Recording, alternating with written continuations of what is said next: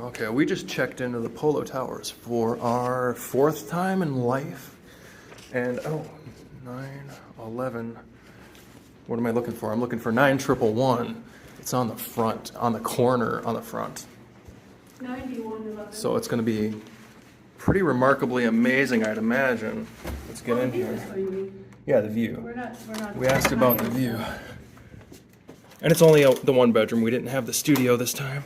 Can you turn on some lights, please? Thank you. Basically, I just want to get out and see the view right away for this reveal video. Yeah. That's not bad. That's not bad. But the balcony would be in the bedroom. So that's where we'll step out and I can unload my bags on the bed. Woohoo. Because at night, this is just going to be spectacular. They don't have, the studios have larger balconies. This is very small, actually, but still, I can put a chair out here and sit out here. And I can like it.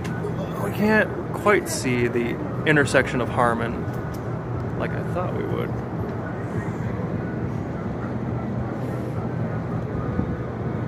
Yeah, I like it.